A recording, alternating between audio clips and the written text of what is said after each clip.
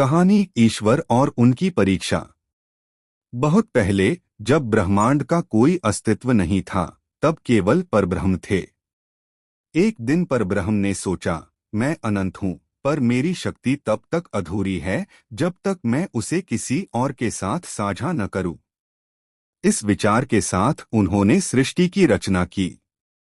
सबसे पहले परब्रह्म ने 5 तत्वों पृथ्वी, जल, अग्नि, वायु और आकाश की रचना की। इनसे उन्होंने ब्रह्मांड को आकार दिया। इसके बाद उन्होंने सूर्य, चंद्रमा, तारे और ग्रह बनाए। धरती को सुंदर बनाया, जहां नदियां बहती थीं, पहाड़ खड़े थे और पेड़ पौधे झूमते थे। फिर उन्होंने जीव जंतु, पक्षी और मछलियों को बनाया। हर जीव को उसने जीवन का वरदान दिया। परब्रह्म को अपनी हर रचना पर गर्व था। लेकिन परब्रह्म को लगा कि सृष्टि में एक ऐसा प्राणी होना चाहिए जो विचारशील हो, जो प्रेम और करुणा का प्रतीक बने। तब उन्होंने मानव की रचना की।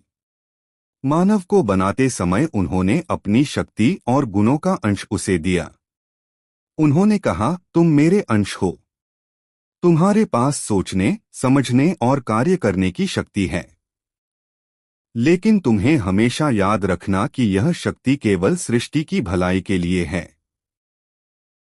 मानव को धरती पर भेजते समय परब्रह्म ने एक चेतावनी दी, तुम्हारे जीवन में सुख और दुख आएंगे। लेकिन जब भी तुम्हें लगे कि तुम अकेले हो, याद रखना मैं हमेशा तुम्हारे साथ हूं। शुरुआत में मानव ने धरती पर जीवन का आनंद लिया। वह पेड़ों की छांव में रहता, नदियों का पानी पीता और जानवरों के साथ मिलजुल कर रहता। धीरे धीरे उसने अपनी बुद्धि का उपयोग करके खेती, निर्माण और विज्ञान में प्रगति की। लेकिन समय के साथ मानव में अहंकार आ गया। उसने सोचा कि वह सर्वशक्तिमान है। उसने ईश्वर को भूलना शुरू कर दिया और अपने स्वार्थ के लिए प्रकृति का दोहन करने लगा। एक दिन परब्रह्म ने सोचा, क्या मेरा अंश मानव अब भी मुझसे जुड़ा है या उसने मुझे पूरी तरह भुला दिया है? यह जानने के लिए उन्होंने धरती पर एक परीक्षा रखी। धरती पर 4 विपत्तियां आईं, सूखा, बाढ़, युद्ध और बीमारी। मानव इन समस्याओं से जूझने लगा, लेकिन उसने हर बार अपनी तकनीक और शक्ति का सहारा लिया। जब ये भी असफल हो गए, तो कुछ मनुष्यों ने प्रार्थना शुरू की। वे जंगलों और मंदिरों में जाकर परब्रह्म से मदद मांगने लगे। परब्रह्म ने उनकी पुकार सुनी। परब्रह्म ने मानव को एक संदेश भेजा, तुमने मेरी रचना को नष्ट किया है, लेकिन मैं अभी भी तुम्हारे साथ हूं।